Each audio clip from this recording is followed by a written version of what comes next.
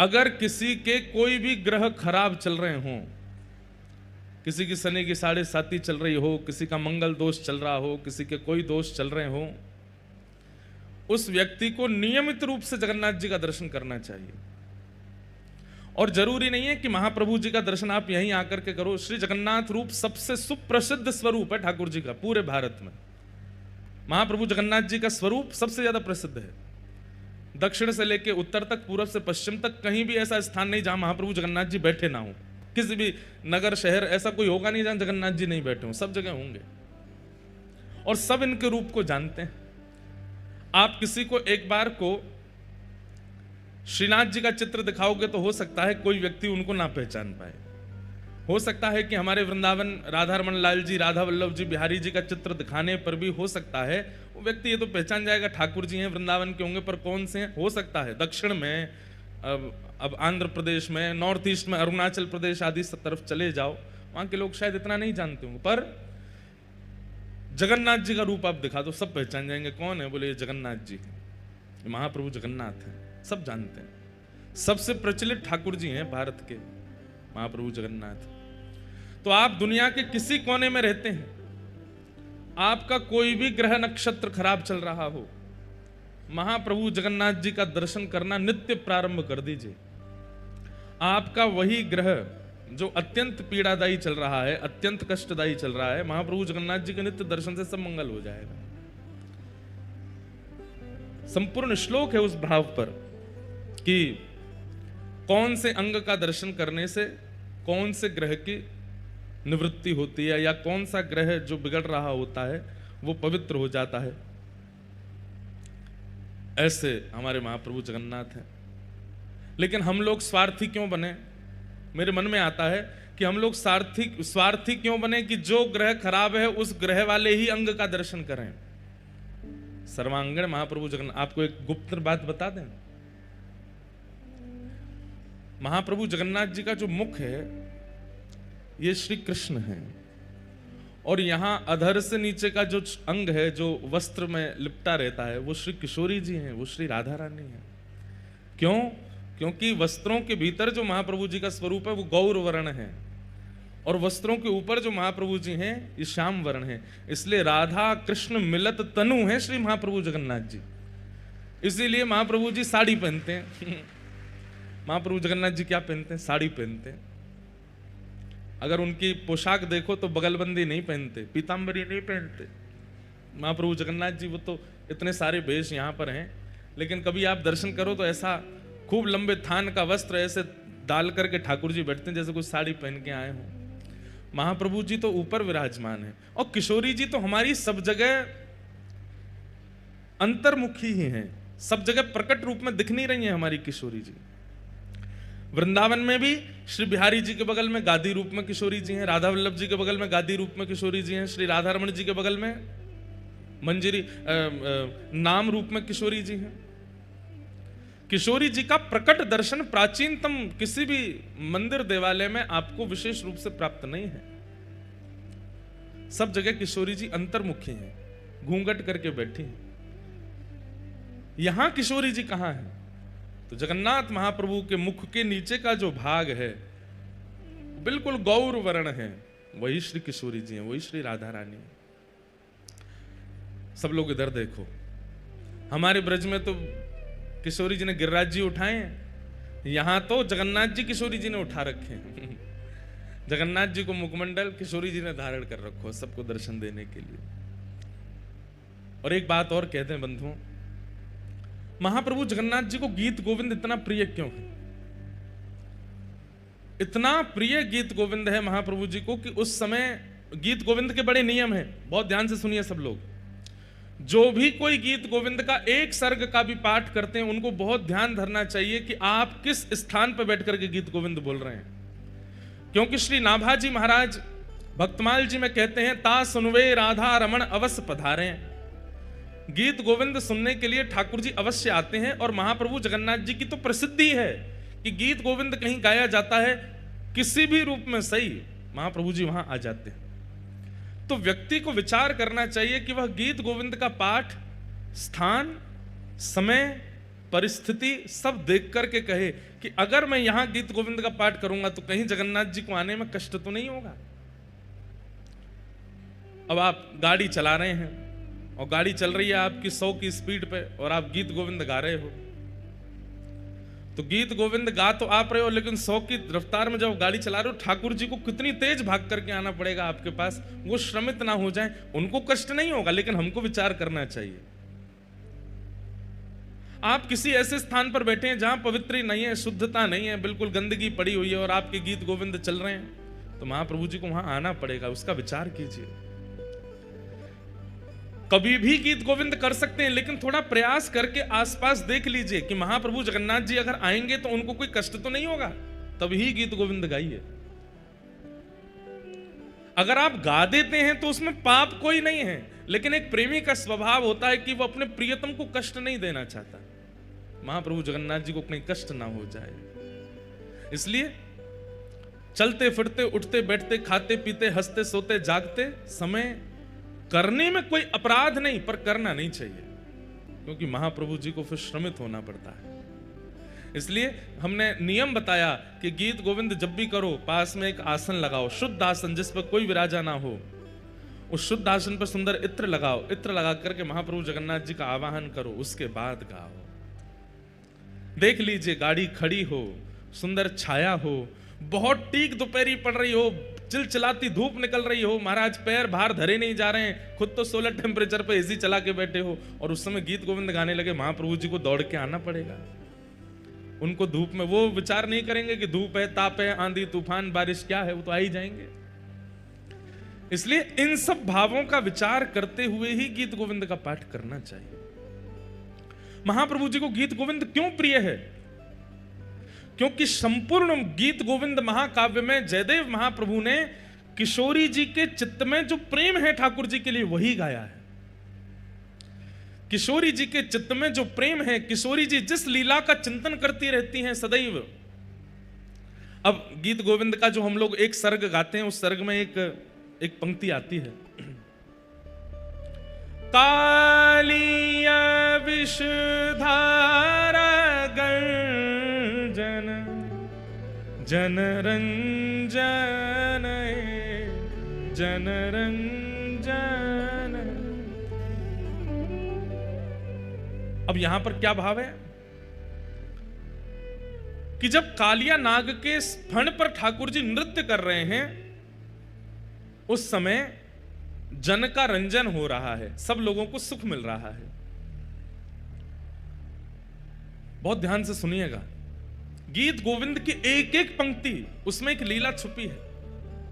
पर आचार्यों ने और गुरुजनों ने हमसे मना किया है कि गीत गोविंद का ज्यादा प्रवचन मत कीजिएगा। क्यों? क्योंकि गीत गोविंद में ऐसी अंतरंग अंतरंग बातें हैं कि उन बातों को सबको सुनाने का अधिकार नहीं है। इसलिए गीत गोविंद कथा आपको सुनाने के लिए, कीर्तन आपको सुनाने के लिए, भजन आपको सुनाने के लिए, कवच आपको सुनाने के लिए, पर गीत गोविंद महाकाव्य केवल ठाकुर जी को सुनाने के लिए होता है। वो ठाकुर जी सुनते हैं, आप उसको समझ नहीं पाएंगे। और गीत गोविंद में क्या कहते हैं? बोले जब कालिया नाग के ऊपर ठाकुर जी ने नृत्य किया, उस समय जन का रंजन हुआ। अब इसका सीधा अर्थ तो यह है कि ब्रजवासी यमुना जल पान नहीं कर पा रहे थे, गैया जमुना जल पी नहीं पा रही थी, इसलिए ठाकुर जी ने कालिया नाग को भगा करके समस्त ब्रजवासी जनों का रंजन किया, आनंद किया। लेकिन इसके पीछे गुप्त कथा क्या है? गुप्त कथा यह है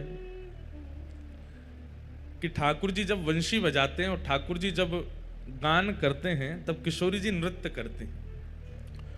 ठाकुर जी बहुत निपुण हैं नृत्य में, ऐसा अद्भुत नृत्य ठाकुर जी करते हैं कि ठाकुर जी के नृत्य को देख करके सब सहचरियां सखियां जो देख लेता है वो देखता ही रह जाता है ठाकुर जी को, ऐसा नृत्य ठाकुर जी करते हैं। लेकिन जैसे ही किशोरी जी नृत्य करना प्रारंभ करती हैं तो ठाकुर जी अपना नृत्य भूल जाते हैं, किशोरी जी को देखते हैं। तब ठाकुर जी ने किशोरी जी के चरणों में प्रणाम करके कहा कि हे श्यामाजू, मुंह पे नेक कृपा करो। बोले कहा कृपा करें? बोले इतना बढ़िया आप नृत्य करो, जे नृत्य मुंह को सिखाए दो। किशोरी जी से कही कि मुंह को नृत्य सिखाए दो। श्यामा प्यारी श्याम को नृत्य सिखावे, श्यामा प्यारी श्याम को नृत्य सिखा। किशोरी जी ठाकुर जी को नृत्य सिखाती। गुरु और सिखाने वाले का एक स्वभाव होता है कि वो शिक्षा देने के बाद अपने शिष्य से कहता है कि अब जो मैंने सिखाया वो हमको दिखाओ, हमको बताओ, परीक्षा दो। तो ठाकुर जी ने नृत्य तो सीख लिया, लेकिन नृत्य सीखने के बाद में किशोरी जी से बोले, हे श्यामाजू ऐसे नहीं दिखाऊंगा। बोले तो? बोले काउ दिना बढ़िया वारो मंच मिलेगा वहां नाच के दिखाऊंगा आपको। तो किशोरी जी रोज प्रतीक्षा कर रही हैं कि कब मंच मिलेगा, कब मंच मिलेगा। जैसे ही ठाकुर जी ने कालिया नाग को यमुना जी से बाहर निकाला, यमुना जी से बाहर निकालते ही ठाकुर जी ने जैसे ही अपने चरण धरे हैं, चरण धरते ही ठाकुर जी के मन में भाव आयो, या तो बढ़िया मंच नहीं मिलेगा, बढ़िया गुदगुदो सो मंच है, जहां चरण धरो वही मुख नीचे है जाए। अपने 1000 फन खोल लिए कालिया नाग ने। ठाकुर जी बोले, या तो बढ़िया मंच नहीं मिलेगा, वर्सेटाइल मंच है, बिल्कुल गुदगुदो है। तो बाकी ब्रजवासी तो व्याकुल हो रहे थे। यशोदा मैया ने जब देखी नाग के ऊपर लाला चढ़ गया तो मैया तो मूर्छित है कि गिर गई वहीं पे। अरे मधुमंगल सीता मैया उतार के लाओ, जिस सांप के ऊपर चढ़ गए। ब्रजवासी तो व्याकुल हो रहे थे। तो फिर जयदेव महाप्रभु ने ये क्यों कहा कि जन रंजन है, ये सबको सुख मिल रहा है, यहां तो सब दुखी हो रहे हैं। नंद बाबा, यशोदा मैया, बलभद्र जी सब चिल्ला चिल्ला के लाला नीचे उतरिया। अरे सांप के फने लाला खा जाएगा तो नीचे आ जा। पर ठाकुर जी तो कूद कूद कर नृत्य कर रहे हैं। तांडव गति मुंडन पर तांडव गति मुंडन। हमारे ब्रज का ये पद है, एफ लो। तांडव गति मुंडन पर तांडव गति मुंडन पर तांडव गति मुंडन पर तांडव गति निरतत बनवारी।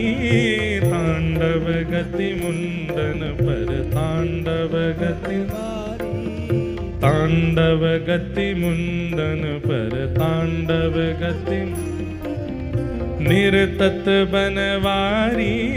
तांडव गति मुंडन पर निरतत बनवारी। पम पम पम पगन धरत पम पम पम पगन धरत पम फम फम फननि ऊपर पम फम फम बिम बिम बिम बिनती करत बिम बिम बिम बिनती नाग वधू तारी। तांडव गति मुंडन पर तांडव गति मुंडन निरतत बनवारी। तांडव गति मुंडन निरतत बनवारी। शम शम शनकादिक शम शम शम शनका शम शम शम शनकादिक शम शम शम नम नम नम नारद मुनि नम नम नम नारद मम मम मम महादेव मम मम मम बम बम बलिहारी।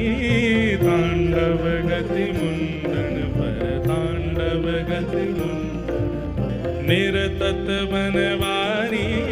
तांडव गति मुंडन पर तांडव बनवारी।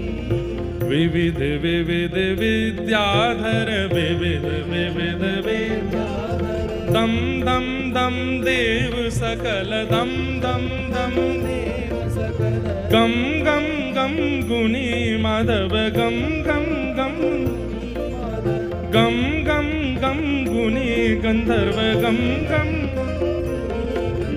नाचत दे तारी। तांडव गति मुंडन पर तांडव गति मुंडन निरतत बनवारी। तांडव गति मुंडन पर ठाकुर जी नृत्य कर रहे हैं तांडव।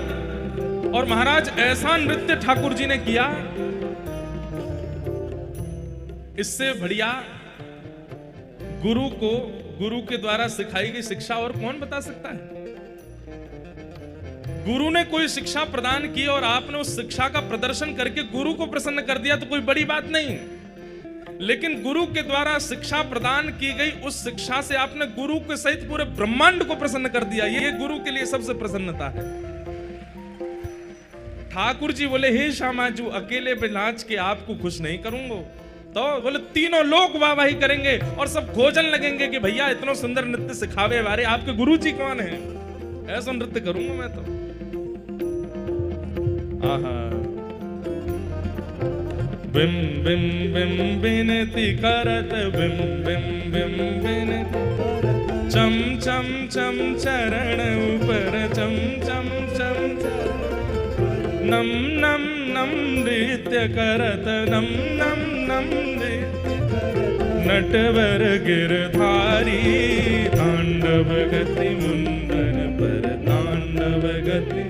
यहाँ जगन्नाथपुरी में भी एक दिन कालिया नाग मर्दन लीला होती है और उस दिन महाप्रभु जगन्नाथ जी के नीचे भी शेष नाग बनाया जाता है और महाप्रभु जगन्नाथ उसके ऊपर नृत्य करते हैं। यहां पर भी वो लीला होती है। सूरदास प्रभु की वाणी, सूरदास प्रभु की वाणी। आप लोग केवल सुनने आते हैं, बैठ के बढ़िया आराम फरमाते हैं, कुछ करते नहीं है। अरे भैया गाओ हमारे साथ में। सूर, ताली मत बजाओ, नहीं बजा पाओगे, केवल गाओ। सूरदास प्रभु की वाणी, सूरदास प्रभु की वाणी, सूरदास प्रभु की वाणी, सूरदास प्रभु की वाणी, सूरदास प्रभु की वाणी, सूरदास प्रभु की वाणी। किम किम किन्हु न जानी, किम किम चम चम चम चरण परत, चम चम चम चरण परत, निर्भय कियो काली, तांडव गति मुंडन पर, तांडव गति निर्तत बनवारी, तांडव गति मुंडन पर, तांडव गति मुंडन, निर्तत गिरधारी, तांडव गति मुंडन पर, बम बम बम बलि जी जात, बम बम बम बलि, बम बम बम बलि जात, बम रम रम रम राधा प्यारी, रम रम रम राधा प्यारी, रम रम रम राधा प्यारी, रम रम राधा प्यारी। मम मम मम मधुर स्वर, मम मम मम मधुर स्वर, मम मम मम मधुर स्वर, मम मम गावत पिय प्यारी, तांडव गति मुंडन पर, तांडव गति मुंडन, निर्तत बनवारी, तांडव गति मुंडन पर, तांडव गति मुंडन, तांडव गति मुंडन पर, तांडव गति मुंडन, निर्तत गिरधारी, तांडव गति, तांडव गति, तांडव गति मुंडन पर। बोलो कालिया मर्दन भगवान की।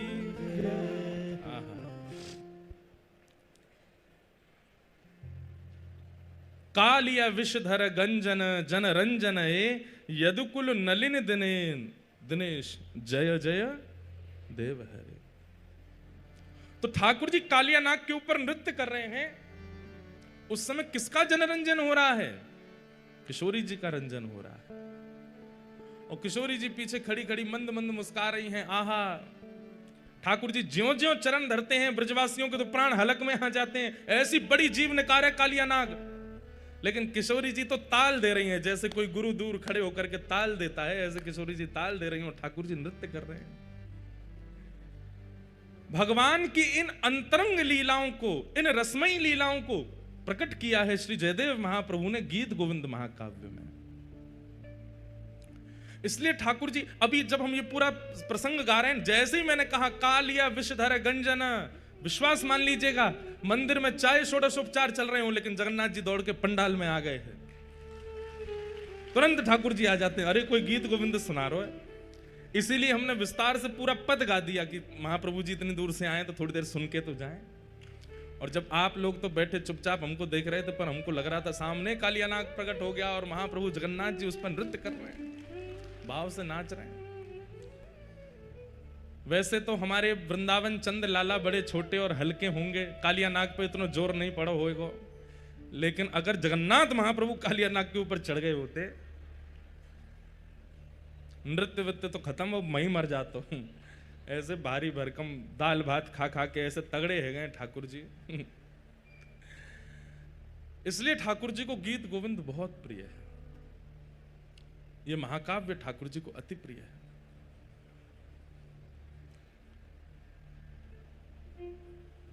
ऐसे महाप्रभु जगन्नाथ जी ये राधा कृष्ण मिलत तनु हैं। आपको पता है महाप्रभु जगन्नाथ जी ऐसी माला नहीं पहनते। ऐसी माला मतलब जिन मालाओं में गांठ लगी हो, जो ऐसे गोल हो, पूरी जोड़ हो, एक ही हो, ऐसी माला महाप्रभु जगन्नाथ जी नहीं पहनते। कैसी पहनते हैं?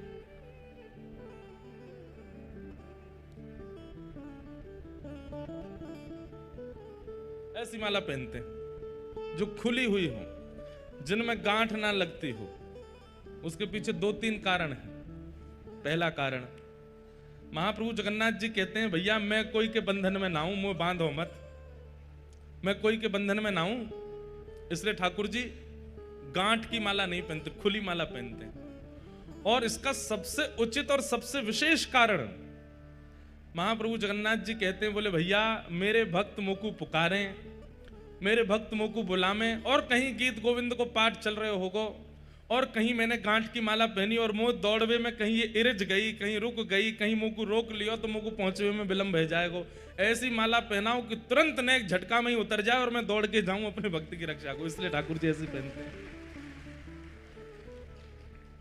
चैतन्य महाप्रभु, आप लोग सब जाते हैं मंदिर दर्शन करने के लिए, तो गरुण स्तंभ जहां पर श्री गरुण जी विराजमान हैं, उनके पीछे देखेंगे बड़ी भीड़ लगती है, वहीं से लोग घूम घूम के जाते हैं दर्शन। उसकी महिमा स्कंद पुराण में है।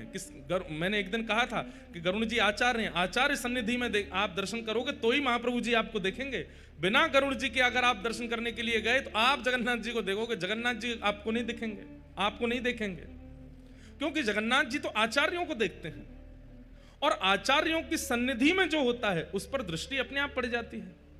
भाई इत्र किसी ने लगा रखा है, आप उसके गले लग जाओ तो थोड़ी सुगंधी आप में भी आ जाएगी ना। आचार्य जन, गुरुजन, ये सब तो इत्र लगा करके आए हैं, इनकी सुगंधी तो सबको सुगंधित करती है। पर कई बार इत्र लगाए व्यक्ति के साथ चल रहा होता है ना व्यक्ति, तो हम लोगों को भ्रम हो जाता है, पता नहीं दोनों में से किसने इत्र लगाया। हो सकता है साथ वाले ने इत्र लगाया हो। तो भक्ति की महक तो आ रही आचार्यों से, पर आचार्य की उंगली पकड़ के जब हम चलते हैं तो ठाकुर जी को भ्रांति हो जाती है कि ये महक आचार्य में तैयार रही है कि संगवारी में तैयार रही है, और इस कारण से आचार्य चरण की वजह से हम पर दृष्टि पड़ जाती है महाप्रभु जी की। गरुण जी आचार्य हैं, उनके पीछे जाकर के जब आप महाप्रभु जी को देखो, भले ही महाप्रभु जी का एक कोना दिखे, एक नेत्र ही दिखे, आप भीतर जाके सर्वांगीण जगन्नाथ जी का दर्शन कर लोगे, उसका इतना महत्व नहीं है जितना गरुण जी के पास खड़े होकर के एक छोड़ को देखने का महत्व है। एक अंग ही दिख जाए महाप्रभु जी। तो वहां गरुण स्तंभ, श्री चैतन्य महाप्रभु अपने जीवन काल में 2 बार भीतर गए हैं बस। बहुत ध्यान से सुनिएगा। श्री चैतन्य महाप्रभु अपने संपूर्ण जीवन काल में 2 बार जगन्नाथ भगवान के समीप गए हैं। एक बार जब पहली बार आए थे, जब पहली बार मायापुर नदिया ग्राम से श्री जगन्नाथ, श्री चैतन्य महाप्रभु यहां पधारे, तो जहां से नील चक्र दिखना प्रारंभ हुआ वहीं से ही चैतन्य महाप्रभु दोनों भुजा उठा करके दौड़ने लगे, और इतनी द्रुत गति से दौड़े कि महाराज खूब प्रयास किया लोगों ने रोकने का, लेकिन नहीं रोक पाए। सिंह द्वार से प्रवेश किया, सिड्डियां ऐसे लांग रहे थे जैसे मानो कितनी इनके बड़े बड़े चरण हो, 4-4 सिड्डियां एक साथ चढ़ रहे थे, और ऐसी द्रुत गति में परिक्रमा लगा करके दौड़ करके आए और भीतर प्रवेश किया। गरुण स्तंभ के पीछे से दौड़ते हुए एक दोहरी पार, दूसरी दोहरी पार, तीसरी दोहरी पार, चौथी दोहरी में भीतर प्रवेश करके महाप्रभु जगन्नाथ जी को अंग से लगा लिया। पुजारी लोग दौड़े, अरे अरे अरे चिल्ला रहे थे सब लोग। यहां पे जब आप लोग भीतर दर्शन करने गए एक आध दिन, भीतर मतलब गर्भगृह में तो नहीं जाना चाहिए, चाहे कोई ले भी जाए तो भी नहीं जाना चाहिए। पहले तो गर्भगृह के दर्शन होते थे, हमने किए हैं गर्भगृह में अंदर जाके, महाप्रभु जगन्नाथ जी को स्पर्श भी किया है। लेकिन हमारे पुरी शंकराचार्य भगवान की आज्ञा कि भाई गर्भगृह में जीवित शालिग्राम है, अगर कोई सामान्य अंदर प्रवेश करेगा तो श्री शालिग्राम भगवान पर चरण रखने का उसको अपराध लगेगा। इसलिए केवल सेवायतों को अधिकार है, वो जा सकते हैं, बाकी किसी को नहीं जाना चाहिए। लेकिन चैतन्य महाप्रभु सीधे दौड़ करके गए और महाप्रभु जगन्नाथ जी को अपने अंक से लगा करके वहीं मूर्छित होकर गिर पड़े। तो जब आप लोग भीतर जाते हैं तब देखा होगा यहाँ के जो सेवायत कर्मी होते हैं वो कैसे चिल्लाते हैं, ए, जोर से चिल्लाएंगे, हाथ में लिए जोर जोर से मारेंगे डंडाओं को, उनको लगेगा कि हम ही पिटने वाले हैं कद देर में। ऐसे चैतन्य महाप्रभु जब भीतर चले गए तो सब चिल्लाए, अरे अरे कौन आया कौन आया कौन आया। सब लोगों ने देखा तो भावावेश में पड़े हैं, नेत्रों से अश्रु नहीं सर्वांगीण अंग से अश्रुपात हो रहे थे। सब लोग उनको उठाने लगे, तभी वहां पर सार्वभौम भट्टाचार्य जी खड़े थे।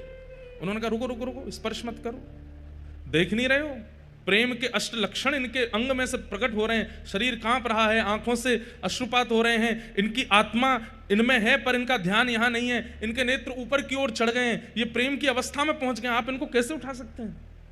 तब महाप्रभु भीतर गए। उसके बाद फिर सार्वभौम भट्टाचार्य जी अपने घर ले गए, सब उनके सेवक गण आ गए। उसके बाद महाप्रभु जी ने सदा गरुण स्तंभ के पीछे से ही दर्शन किया। आज भी वहां 3 उंगली दीवार पर बनी हुई है महाप्रभु जी की।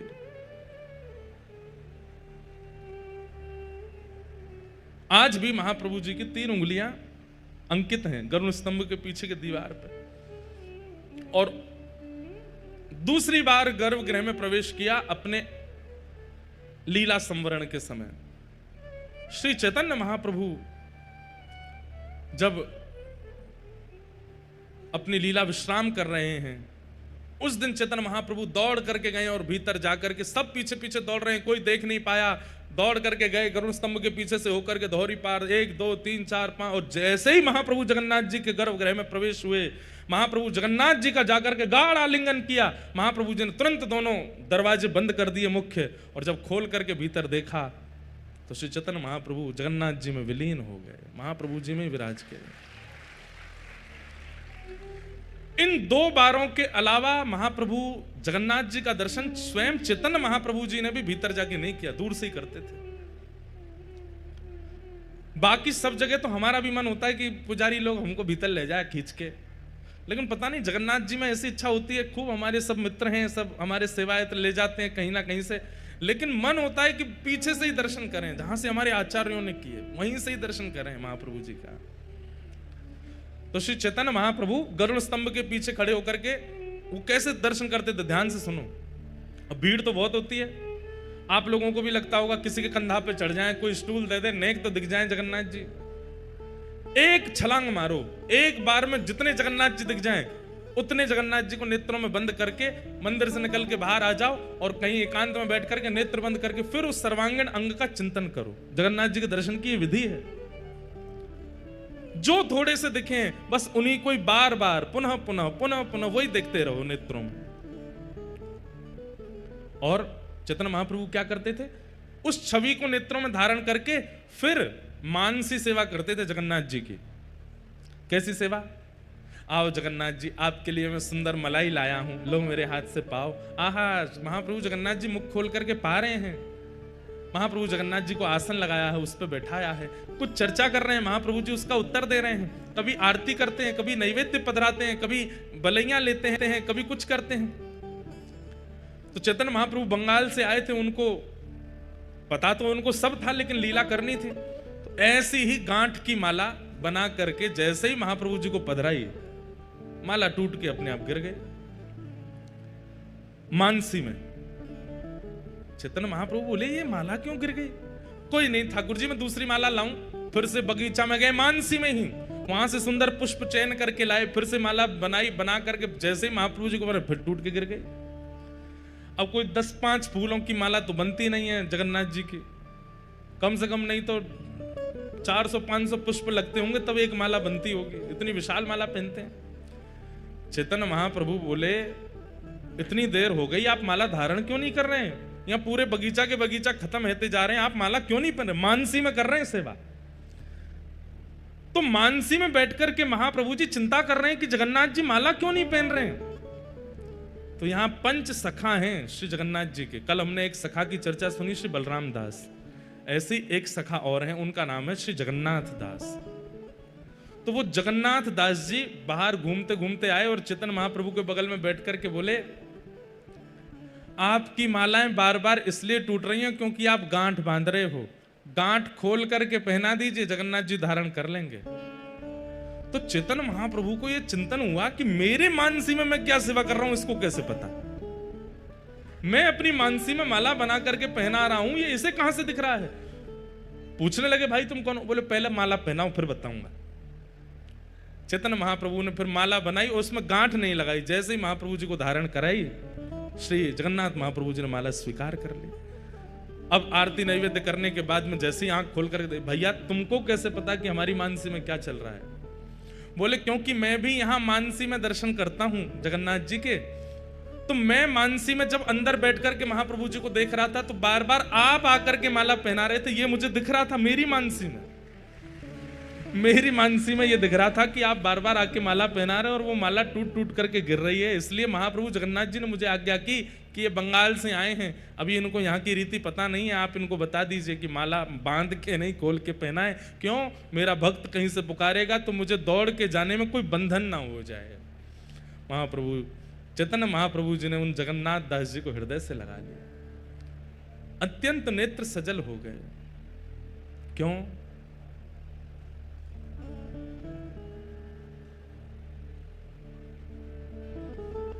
जो हरि को प्रिय है वो हमें अतिशय प्रिय हो जाए तो हरि के भी हम प्रिय हो जाते हैं। समझ में आई बात? जो ठाकुर जी को प्रिय हैं वो अगर हमारे प्रेमी बन जाएं तो उनके नाते से ठाकुर जी के हम प्रेमी बन जाएंगे। चैतन्य महाप्रभु ने उनको हृदय से लगा लिया। बोले जय हो जगन्नाथ दास जी, आप तो इतने अत्यंत प्रिय हैं श्री जगन्नाथ जी के, आपको सब पता है उनकी मानसी में क्या सेवा होती है, क्या होता है। आप मेरे हृदय में झांक करके देख लेते हैं, मैं आपको प्रणाम करता हूं। तो महाप्रभु जगन्नाथ जी ने, महाप्रभु चैतन्य महाप्रभु ने सदैव जगन्नाथ महाप्रभु का दर्शन गरुड़ स्तंभ के पीछे से ही किया, वहीं से दर्शन करना चाहिए।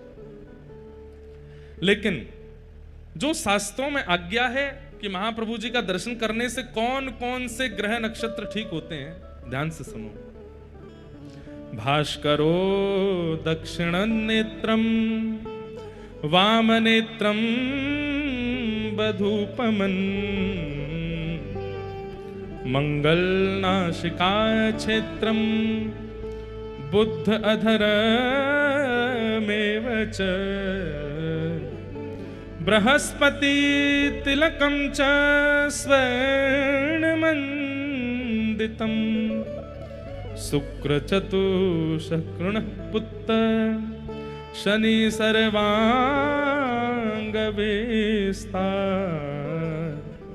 राहु किरीट रूपम च मकराकृतरेव च कस्तुष्व भुजंगाकारं कुंडली नागरूपक एवं च नव समाहार ग्रह रूपी दनार्दनम। दाएं आंख में सूर्य का निवास है। श्री जगन्नाथ महाप्रभु की दायना नेत्र जब आप देखते हैं तो आप साक्षात सूर्य का दर्शन कर रहे हैं। बाएं नेत्र में चंद्रमा का निवास है, ये दोनों सूर्य चंद्र हैं। जगन्नाथ महाप्रभु की जो नासिका है ये मंगल ग्रह है। जिनको मंगल दोष हो वो खूब सर्वांगीण अंग का दर्शन करो, परंतु बार बार महाप्रभु जी की नाक ही देखते रहो, आपका मंगल ग्रह पवित्र हो जाएगा। और अधर बुध ग्रह है, ये मुखमंडल अधर जो है ये बुध हैं, इनका दर्शन करने से बुध पवित्र होते हैं। महाप्रभु जगन्नाथ जी का तिलक जो है ये गुरु बृहस्पति ग्रह हैं, ये बृहस्पति हैं। तिलक का दर्शन करने से बृहस्पति ग्रह मंगलकारी हो जाते हैं। महाप्रभु जगन्नाथ जी के मुख के जो चारों कोने हैं, दो इधर और दो इधर, ये कोने जो हैं, मुख के चारों कोण जो हैं, वो शुक्र ग्रह हैं। उनका दर्शन करने से शुक्र ग्रह पवित्र हो जाता है। महाप्रभु जगन्नाथ जी का जो संपूर्ण काला वर्ण है, जो कृष्ण कांति दिखती है नेत्रों के बीच में और यहां मुखमंडल के ऊपर, ये काली कांति जो है, ये शनि ग्रह है। जिनको शनि की 7.5 चलती हो, वो महाप्रभु जगन्नाथ जी के उस काले वर्ण का ही दर्शन करते रहे। महाप्रभु जगन्नाथ जी का जो स्वर्ण किरीट मस्तक पर लगाया जाता है यहां पर, वह राहु ग्रह है। उसको दर्शन करने से राहु की दशा मंगलमयी हो जाती है। मुख के नीचे का संपूर्ण जो श्री विग्रह, जिन्हें किशोरी जी का रूप माना जाता है, उनका दर्शन करने से केतु ग्रह पवित्र होते हैं। ऐसे महाप्रभु जगन्नाथ जी के सर्वांगीण अंग का यदि कोई व्यक्ति नित्य दर्शन करता है, उसके कोई भी ग्रह हानिकारक नहीं होंगे, सब मंगलकारक हो जाएंगे। ऐसे महाप्रभु जगन्नाथ जी का स्वरूप। इसलिए आप दुनिया के किसी भी कोने में रहिए, महाप्रभु जगन्नाथ जी का नित्य दर्शन किया कीजिए, और इसी भाव से करो। पहले दोनों नेत्रों का दर्शन करो, फिर अधर का दर्शन करो, फिर ठाकुर जी के चारों कोने का दर्शन करो, फिर काली माँ का दर्शन करो, नासिका का दर्शन करो, सर्वांगण अंग में यहाँ पर जो स्वर्ण किरीट उसका दर्शन करो, तिलक का दर्शन करो, फिर नीचे के अंग का दर्शन करो। सर्वांगण जगन्नाथ जी को देख करके नमस्कार करके अपने कार्य में प्रस्तुत हो जाओ। आपके सारे ग्रह प्रतिकूल क्यों होते हैं? क्योंकि ग्रह को जो अनुकूलता आपसे चाहिए वो उन्हें मिल नहीं रही है। जैसे शनि की 7.5 बुरी नहीं होती, कई लोगों की शनि की 7.5 होती है, वो उन 7 सालों में ही चरम स्थिति को प्राप्त कर लेते हैं, यदि उनके काम अच्छे होंगे तो। ग्रह का प्रसन्न होना बहुत आवश्यक है, और इन ग्रहों को प्रसन्नता मिलती है जब महाप्रभु जगन्नाथ जी का सर्वांगीण अंग का व्यक्ति दर्शन कर लेता है। ग्रह सब अनुकूल हो जाते हैं। ग्रह कहते हैं भैया इसको काय को परेशान करें, काय को दुखी करें, छोड़ो याकू, ये जगन्नाथ जी को है को याके सब मंगल मंगल करो। तो ऐसे महाप्रभु जगन्नाथ जी हैं, उन्हें हम बारंबार प्रणाम करते हैं। बोलो महाप्रभु जगन्नाथ की। नंदस्त्वात्मज उत्पन्ने जाताह्लादो महामना, आहूय विप्रान् वेद ज्ञान स्नातः सुचिरलंकृतः, वाचयित्वा स्वस्तेनं जात कर्मात्मजस्य वै, कारयामास विधिवत् पितृदेवार्चनम तथा। नंद बाबा के लाला भयो है। कल तो कितने आनंद आए भैया।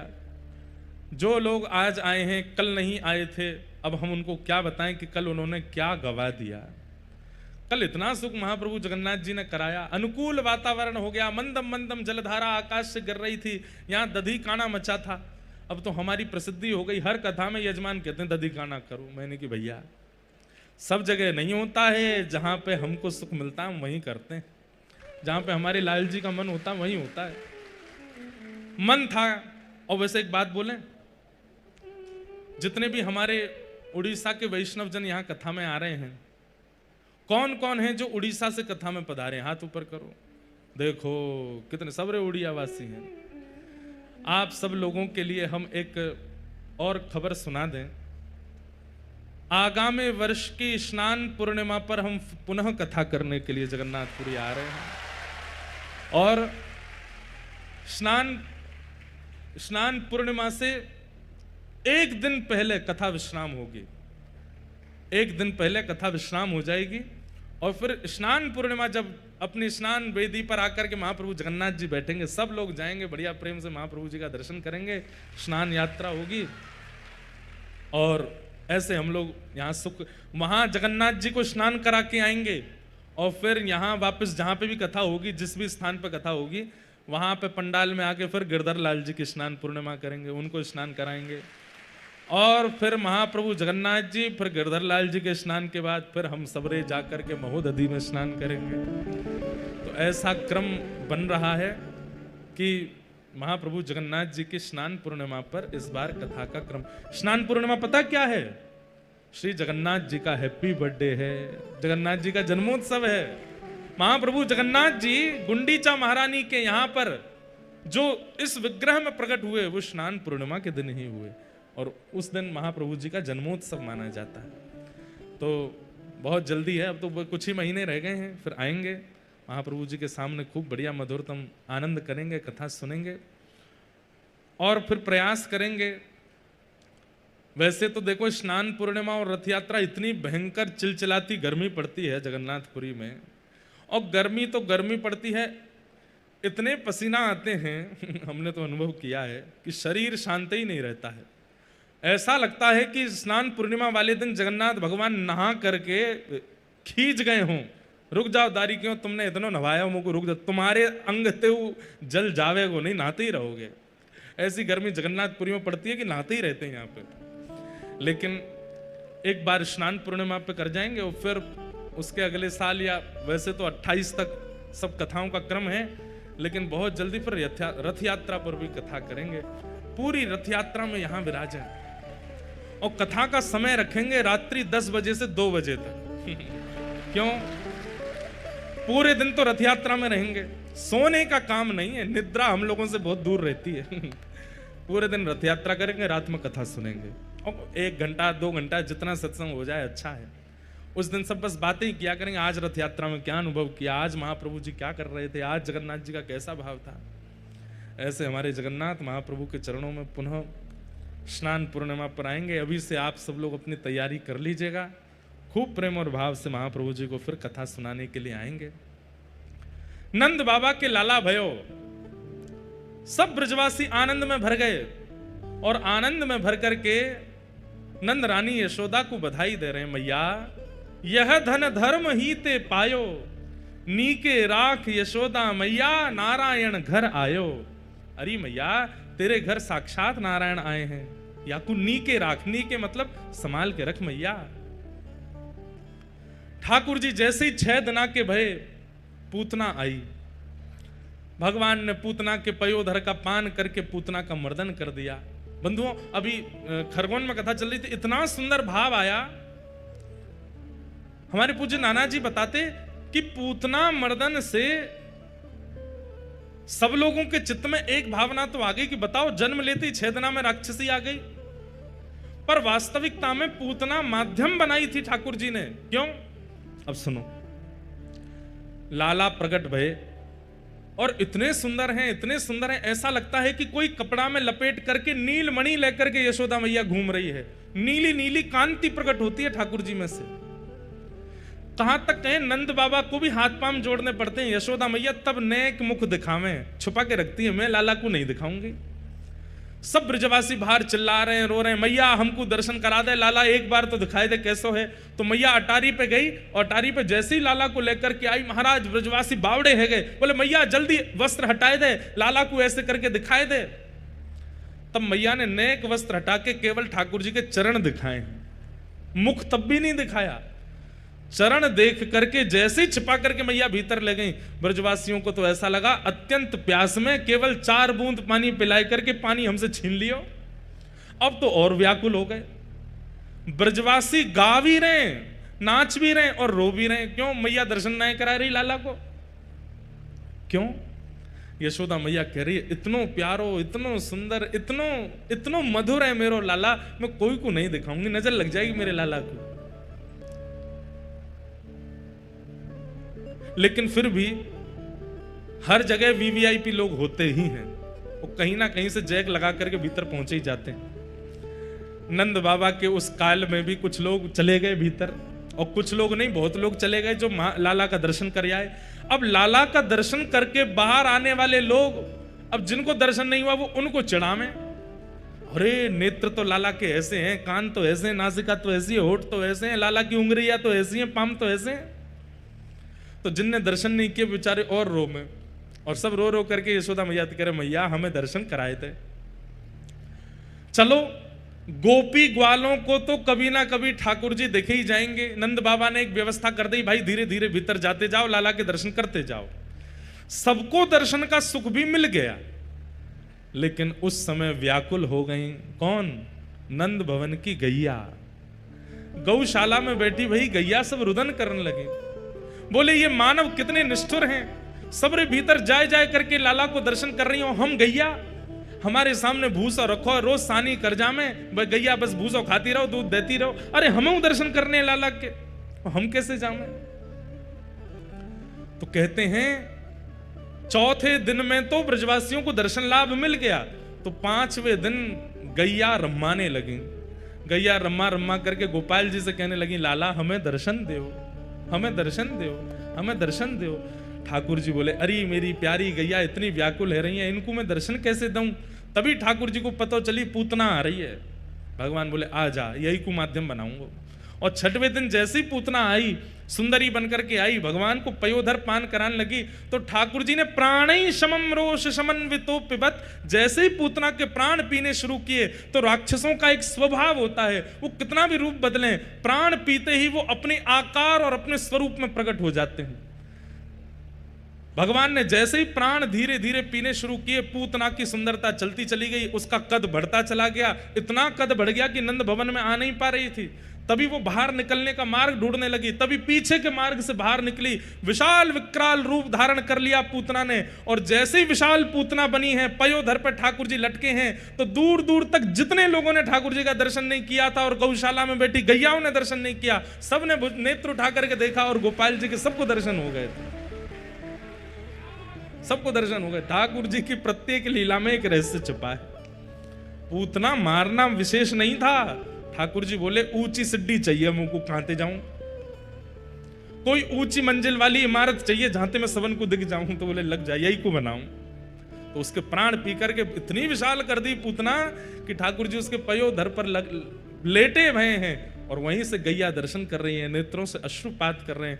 जितनों को ठाकुर जी के दर्शन हुए, सब ने ठाकुर जी देख लिए उस दिन। पूतना मरी।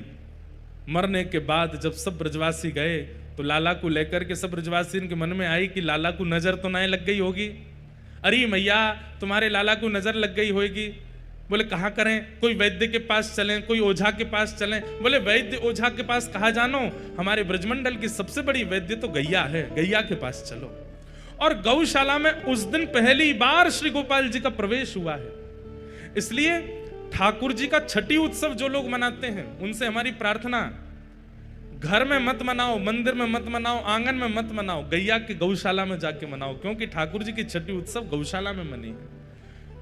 ठाकुर जी ने 6ठे दिन पहली बार गौशाला में प्रवेश किया। नंद भवन से और कहीं नहीं गए, गौशाला में गए।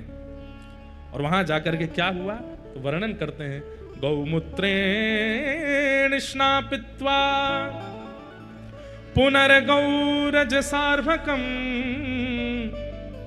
गौमूत्र से ठाकुर जी को स्नान कराया गया। मतलब ठाकुर जी क्षमा प्रार्थी हैं, गैयाओं से कह रहे हैं, अरे गैया, जे सबरे ब्रजवासी मेरो दर्शन कर ले गए, सबरे मानव मेरो दर्शन कर ले गए, पर मेरी वास्तविक मैया ने मेरो दर्शन नहीं किया। मैं तुमको दर्शन देवे आया हूं।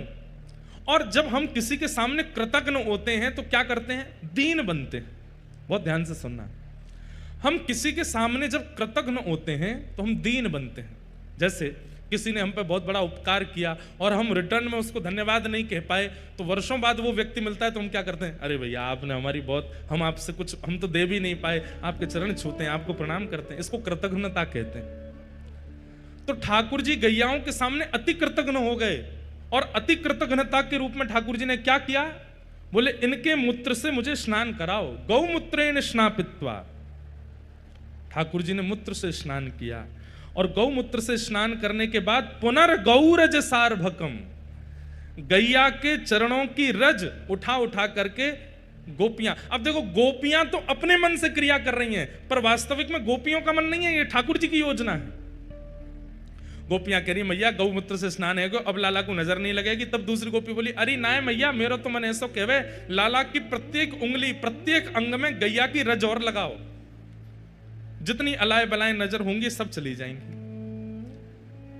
गोपियां अपने मन से क्रिया कर रही हैं, पर ये सब तो ठाकुर जी कृतज्ञता कर रहे हैं कि 6 दिन आते मैंने तुम्हें दर्शन नहीं दियो, मेरा अपराध स्वीकार करो। तो ठाकुर जी ने गौमूत्र से स्नान किया और गौरज उठा करके माथे से, अंग से, हस्तकमल से, नाभि से, चरणों से, सब जगह ठाकुर जी लगा रहे हैं। उस समय 9 लाख गायों के नेत्रों से अश्रु प्रवाह हो गया। कितने प्यारे हैं ठाकुर जी, सबका विचार करते हैं। अरे आप कहेंगे ये तो फिर भी चैतन्य है, ठाकुर जी जड़ पर भी कृपा करते हैं। आगे आप कथा सुनेंगे, ऊखल में बांध दिया जब यशोदा मैया ने, 2 वृक्ष खड़े थे, नलकूवर और मणिग्रीव, बंधुओं एक बात बोलें, अधिकतर तीर्थों में, धामों में जितने भी वृक्ष हैं वो सामान्य वृक्ष नहीं है। तीर्थों में, धामों में जितने भी वृक्ष हैं वो दो रूपों में हैं। बहुत ध्यान से सुनिएगा। पहला, या तो कोई ऋषि, या तो कोई भक्त, या तो कोई महापुरुष, उनकी इच्छा थी कि मैं सदा इस धाम में रहूं और इसका कभी त्याग ना करूं, ऐसी कृपा मुझ पर कर दो। और इसी भाव से उन्होंने भजन किया, तो उनके भजन के प्रभाव से ठाकुर जी ने उन्हें वृक्ष बना करके भेज दिया। बोले रहो अब सदा यहीं रहो, लोगों को छाया रूप में सेवा करते रहना और हमारे धाम। आप कहेंगे किसने मांगा ऐसा वरदान? उद्धव जी। आशा महो चरण रेणु जशाम हम शाम वृंदावने किमपि गुलमलतौषधीनाम। उद्धव जी महाराज कहते हैं वृंदावन का पौधा बना दो, वृक्ष बना दो। क्यों? ताकि जब जब हवा चले तो इन ब्रजवासियों की रज उड़ उड़ करके मेरे तन को पवित्र करती रहे। तो किसी भी तीर्थ धाम में कोई भी वृक्ष है, अगर तीर्थ के क्षेत्र के भीतर उसका प्राकट्य हुआ है तो इसका मतलब या तो वो कोई ऋषि है, संत है, वो तीर्थ धाम में अखंड निवास की भावना से वृक्ष बन करके आए। पहली बात। और दूसरी बात, कई बार भक्तों से अपराध बन जाता है, कई बार ऋषियों से अपराध बन जाता है, कई बार वैष्णवों से अपराध बन जाता है। तो उस अपराध का उन्हें दंड यह मिलता है कि वो तीर्थ में वृक्ष बन के खड़े होते हैं। धूप, ताप, वर्षा सब उनको सहनी पड़ती है। इसलिए तीर्थों में, धामों में जो भी वृक्ष दिखते हैं उन सबको प्रणाम करो, क्योंकि वो निश्चित ही कोई भगवत भक्त ही है। नल, कुंवर, मणिग्रीव ये कौन है? कुबेर के पुत्र। इनके द्वारा एक अपराध हुआ था और उस अपराध के कारण नारद जी ने इनको शाप दे दिया कि तुम जाकर के वृक्ष बन जाओ। और यही दोनों गोकुल में वृक्ष बन के खड़े थे। ठाकुर जी ने ऊखल बंधन लीला करके खिसक खिसक करके गए और दोनों वृक्षों का स्पर्श करके दोनों को मुक्त करके ठाकुर जी ने उनका उद्धार कर दिया। इसलिए हमारे वृंदावन में आप देखेंगे जो भजनानंदी महात्मा हैं, कभी उनको उनके पीछा करिएगा। ऐसे पीछा मत करना, मतलब कभी वो निकलते हो ना, थोड़ी दूरी बनाकर पीछे पीछे चलना और उनको देखना ही कैसे चलते हैं। तो आप देखेंगे उन महात्मा के मार्ग में जितने भी वृक्ष आएंगे सबको प्रणाम करेंगे, सबको दंडवत करेंगे। दो बातें इसके पीछे भी। पहली बात कि ये कोई वैष्णव हैं, इनको प्रणाम करेंगे तो इनकी कृपा हम पर होगी, हमारी भक्ति बढ़ेगी। और दूसरी बात, हम अभी राधा रमन जी दर्शन करके आए हैं, अब ये वृक्ष तो भीतर नहीं जा सकता, पर हमें दर्शन का जितना पुण्य मिला स्पर्श करके हम थोड़ा इनको दे देते हैं ताकि इनको भी अनुभव हो जाए कि भीतर ठाकुर जी कैसे हैं। और बड़ी भावनाएं बंधुओं कहां तक कहें। तो पूतना मर्दन लीला के माध्यम से ठाकुर जी ने गैयाओं को दर्शन कराया। ऐसे गौ पालक गोपाल जी को हम बारंबार प्रणाम करते हैं। धीमे धीमे ठाकुर जी नैकौर बड़े हैन लगे। 3 महीना के ठाकुर जी भये, जैसे ही करवट बदली महाराज, करवट उत्सव मनाया यशोदा मैया ने। सब ब्रजवासी आए, भगवान को आनंद कराने लगे। गदमदरा से लाला हैं, खूब हाथ पांव मोटे ताजे हैं। कोई गोपी गाल खींचे, कोई गोपी हाथ खींचे, कोई गोपी पाम खींचे। अच्छा एक बात बताएं, देखो हमारी कथा या तो आप ध्यान पूर्वक नेत्र खोल के सुना करो या फिर नेत्र बंद करके सुना करो, बस सो मत जाइयो। पता चली नेत्र बंद किए कि लुढ़क गए। महाराज जी आप ही बोले थे। नेत्र खोल करके सुनेंगे तो हमें मत देखो, लीला का चिंतन करो। जो बता रहे हैं वो लीला कैसी है, और अगर देख करके वो लीला नहीं प्रकट होती तो नेत्र बंद करके जो शब्द सुनते हो उस लीला का चिंतन करो। अब देखो ठाकुर जी कैसे हैं, गदमदरा से हैं, खूब मोटे ताजे हैं ठाकुर जी। 3 महीना के लाला हैं। जैसे कभी फेविकॉल होता है ना, बड़े ड्राम वाला फेविकॉल, वो बड़ी सी किसी पात्र से ऐसे उसको निकालो तो ऐसे जेली जेली सी टपकती रहती है ना उसमें से। ऐसे ठाकुर जी के गाल हैं, बैठा दो तो यूं लटक जाते हैं नीचे। ठाकुर जी के हाथ उठाओ तो यहां से यूं लटकते हैं। महाराज गदमदरा से लाला है, इतने प्यारे लगते हैं कि क्या कहें। उसमें भी यशोदा मैया वस्त्र नहीं पहनाती लाला को। क्या पहना में? बोले कंठ में ने एक सुंदर सी सोने की आभूषण पहना दिए, बीच में यहाँ बगनखा पहनो है, एक माला पहनी है, एक कौंधनी पहनी है, पामन में सोने के कड़ूला हैं, हाथन में बस इतना ही श्रृंगार है लाला को। वस्त्र नहीं पहनते ठाकुर जी, स्वर्ण आभूषण पहन करके। और वो स्वर्ण आभूषण भी कैसे हैं? प्रत्येक आभूषण में छोटे छोटे धुनी आती है, ध्वन निकलती है, छोटे छोटे घुंघरू हैं सबरे आभूषणों में। तो ठाकुर जी उनको बजाते रहते हैं, बैठे बैठे सुख लेते रहते, खेलते रहते हैं अपने आभूषणों से। ऐसे मैया ने आभूषण बनवाए। नील वर्ण के ठाकुर जी हैं, और जैसे ही गोपियां आकर के लाला के ऐसे गाल पकड़ करके नेक खींचे, सो गाल लाल पड़ जाते हैं, तो ऐसा लगता है नील सरोवर में कमल प्रकट हो गए हों।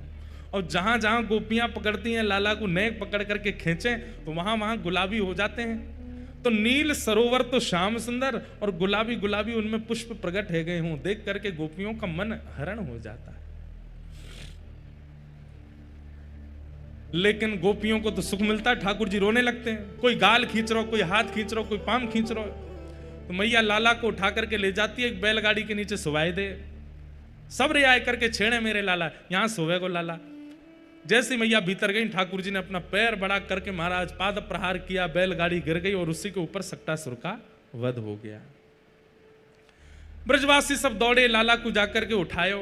मैया ने पूछी बैलगाड़ी कैसे गिरी? तो बालक बोले मैया तेरे लाला नहीं गिरी है। मैया बोली हम बे नेक ससो मेरो लाला, हिले डुले है ना है, और तुम कह रहे हो जाने बैलगाड़ी गिर दी। बंधुओं, महाप्रभु जगन्नाथ जी को देखो आप, कैसे महाराज विराजमान हैं, विशाल का स्वरूप है ठाकुर जी का। लेकिन इनकी लीलाएं बिल्कुल लालाओं जैसी हैं, छोटे बालक की तरह लीला करते हैं। रथ यात्रा में जब निकलते हैं ठाकुर जी, तो हम लोगों को तो बाहर पहुंडी दिखती ठाकुर जी की, आगे पीछे ऐसे घूमते हैं। लेकिन जहां कैमरा भी नहीं जा पाते भीतर, हमको सब सेवायत जन बताते हैं, बोले कि महाप्रभु जगन्नाथ जी जब ऊपर से नीचे आते हैं श्री मंदिर से, तो जितनी सीढ़ी हैं उन पे खिसक के नहीं आते हैं। तो कैसे आते? बोले कूद कूद के आते हैं। एक सीढ़ी कूदते हैं, फिर दूसरी सीढ़ी पे कूदते हैं, फिर तीसरी सीढ़ी पे कूदते हैं। और जब महाप्रभु जगन्नाथ जी कूदते हैं, तो जैसे पत्थर के नीचे गिरने पर धमक होती है, ऐसी धमक होती है। मान जाते हैं भैया, हमारे जगन्नाथपुरी के पंडा पुजारियों जैसी मेहनत पूरे भारत में किसी मंदिर में नहीं है। इतनी मेहनत करते हैं, लेकिन मन में भाव आता है। 500, 600, 700 पुजारी लग करके सेवा करते हैं, तब महाप्रभु जी की सेवा होती है। अकेली यशोदा मैया लाला को कैसे संभालती होगी? ऐसे महाप्रभु जी, यशोदा मैया गोद में लेकर के लाला को दूध पिला रही है। दूध पीते पीते ठाकुर जी ने चिंतन किया, अरे तृणावर्त आ रहा है बवंडर के रूप में। सो ठाकुर जी बोले जे मुंह को उड़ा के ले जाएगो, और अगर कहीं मुंह को उड़ा के ले गए और मैं मैया को दूध पीता रहे तो मैया को भी उड़ा ले जाएगो। और मैया कहीं उड़ के आकाश में गई तो मैया के सामने मैं कैसे मारूंगा याकू? ऐसा कछु करना पड़ेगा कि मैया कहीं दूर जाए मुझे छोड़ करके, तभी मैं ऊपर जाके याकू मार के आऊंगा। आंगन में यशोदा मैया दूध पिला रही है लाला को।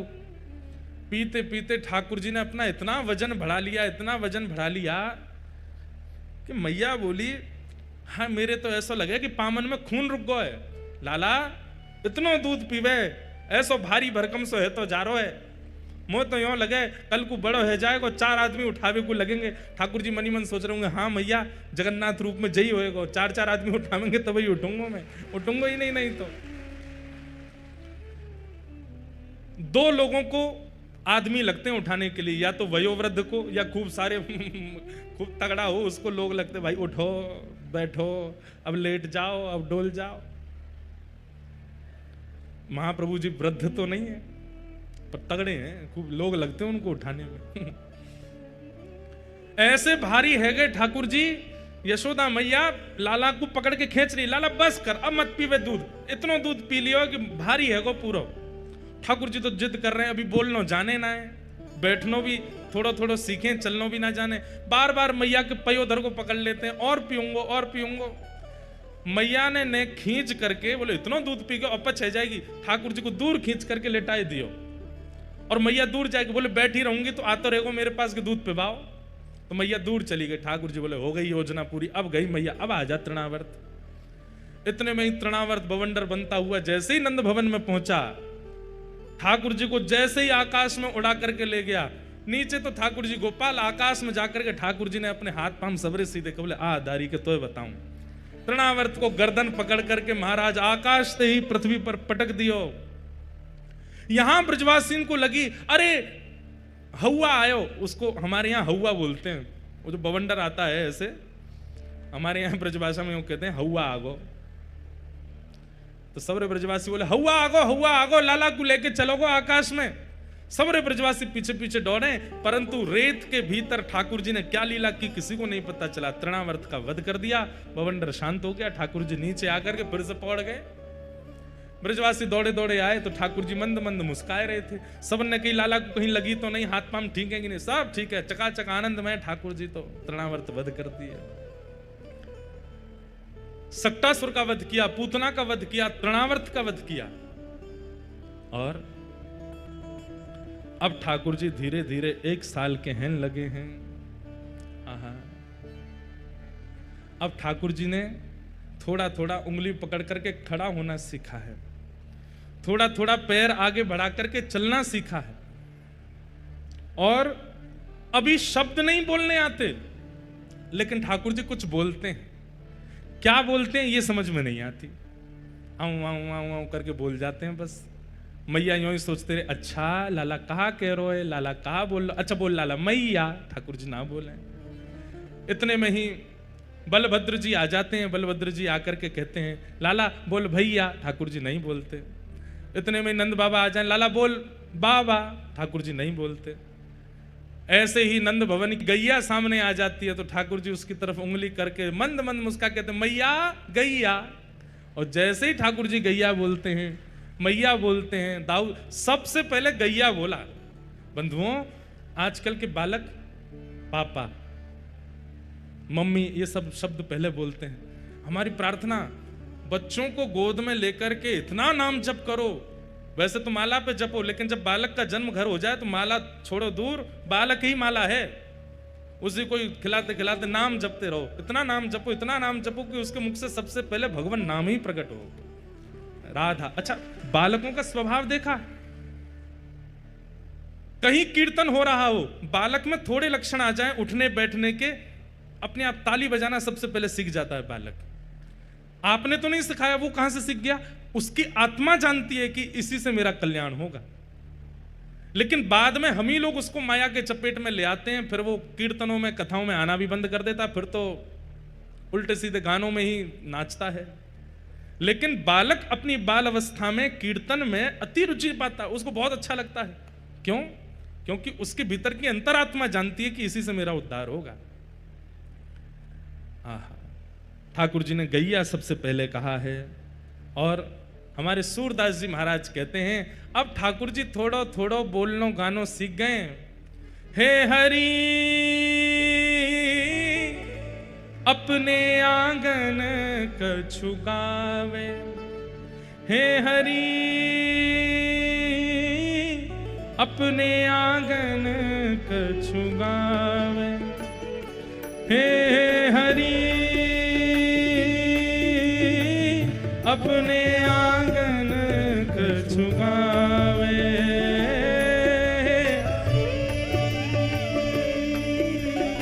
क्या गा रहे हैं ये नहीं पता, पर कुछ गा रहे। बहुत सुंदर पद है। हाँ, तनक तनक चरणन सो नाचे, तनिक तनिक चरणन सो। अब इस भाव का दर्शन करो।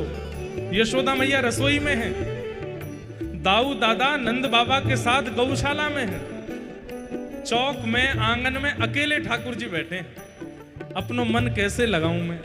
तो मैया ने ऐसे आभूषण पहना रखे हैं, ऐसी कौंधनी पहना रखी है, उनमें बढ़िया धुनी आती है। तो ठाकुर जी धम धम अपने चरण मारते हैं तो उनमें से धुन निकलती है। और जब धुन निकलती है तो ठाकुर जी कुछ गा रहे हैं। क्या गा रहे हैं ये नहीं पता, पर कुछ गा रहे हैं। और गा करके किसी और को नहीं रिझा रहे हैं, स्वयं को ही रिझा रहे हैं। गा करके हाथों की मुद्रा बना करके ठाकुर जी नाच रहे हैं। सूरदास जी वर्णन कर रहे हैं। तनिक तनिक चरणन सो नाचे, तनिक तनिक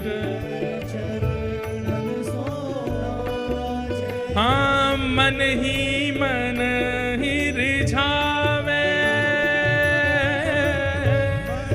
अपने आप को ही रिझा रहे हैं। ओ हे हरि अपने आंगन कछु गावे, हे हरि।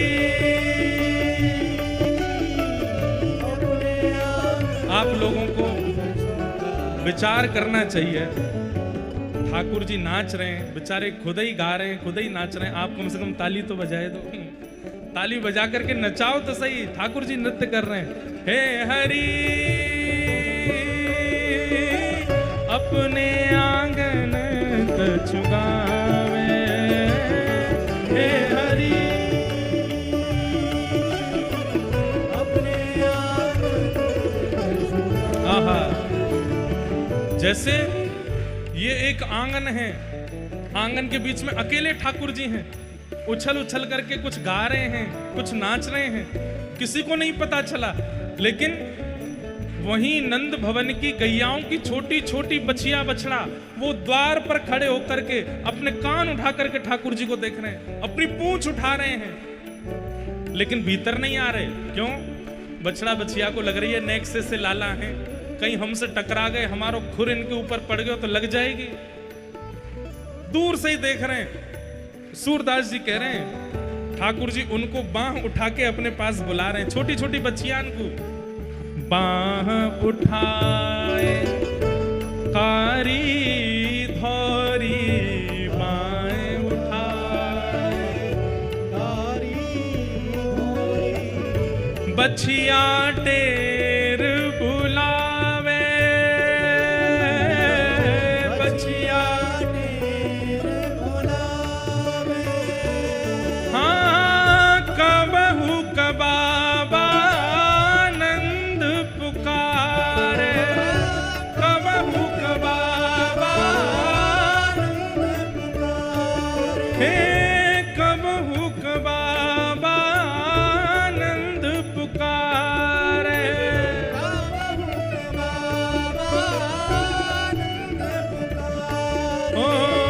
कबहू का घर में आवे, कबहू का घर में आवे, हे हरि अपने आंगन कछु गावे, हे हरि अपने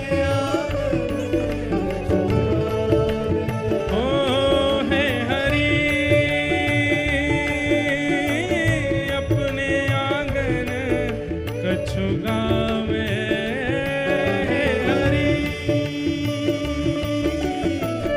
अपने ओ सूर श्याम के बाल चरित नित, सूर श्याम के बाल चरित नित ही देखत भावे,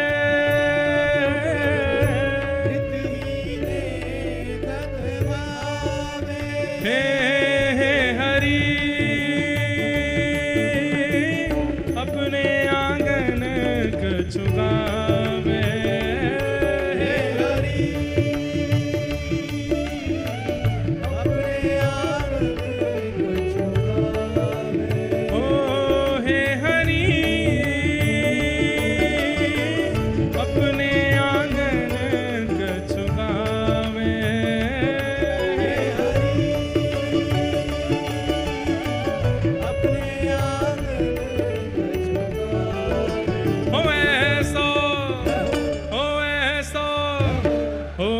सो चटक मटक सो ठाकुर तीनों लोकन में नाए, सो चटक मटक सो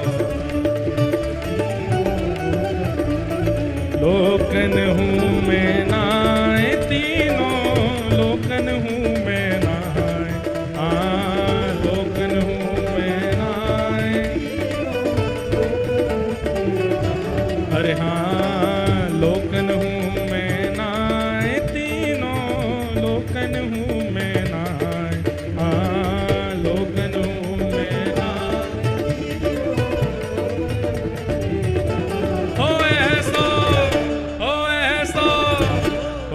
ऐसो चटक मटक सो ठाकुर तीनों लोकन मुँह में नाय ऐसो। भुजा उठा के गाओ जगन्नाथ महाप्रभु की।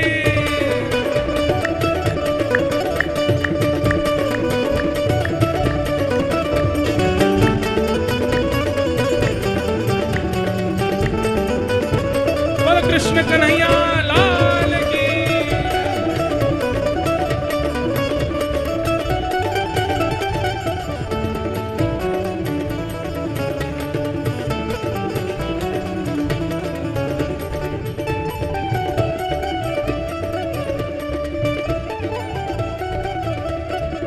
तीन ठौर ते टेढ़ो दिखे, तीन ठौर ते तीन ठौर ते टेढ़ो दिखे, नटकी सी चलगत यह सीखे, नटकी सी ओ तिरछे नैन चलावे तीखे, तिरछे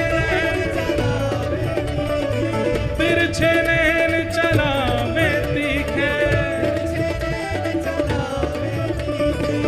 सब देवन को देव हाँ, सब देवन को देव, सब देवन को देव हाँ, सब देवन को तो ये ब्रज में घेर गाय हाँ, सब देवन को देव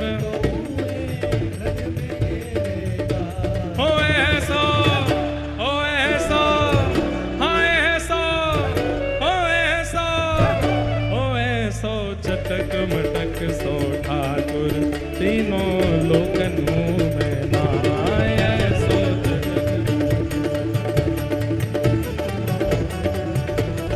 हाँ ऐसो चटक मटक सो ठाकुर तीनों लोकन मुँह में नाय ऐसो।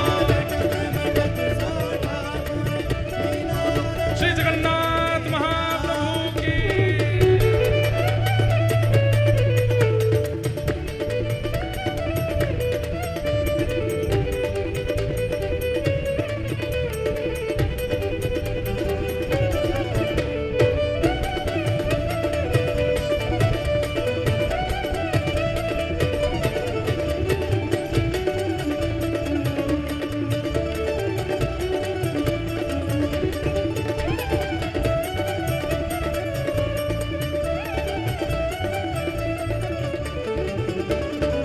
बड़े बड़े असुरन को मारो,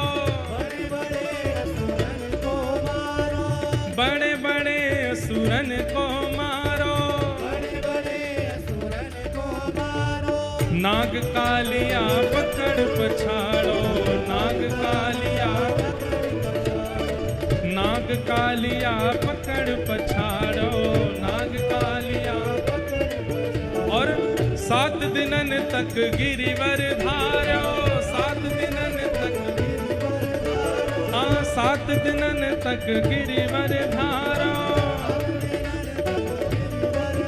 ओ 7 दिनन तक गिरिवर धार्यो, 7 दिनन तक ओ 7 दिनन तक गिरिवर धार्यो।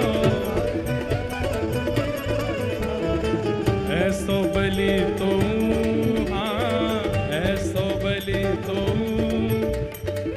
ऐसो बलि तो हाँ ऐसो खेलत में ग्वालन सौंपट जाए हाँ ऐसो बलि तो हो ऐसो हाँ ऐसो हो ऐसो चटक मटक सो ठाकुर तीनों लोकन में नाय ऐसो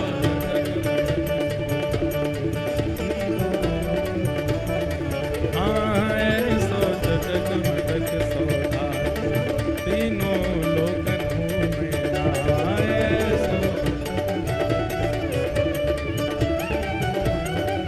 हे गोविंद मेरो है, गोपाल मेरो है, हाँ गोविंद मेरो है,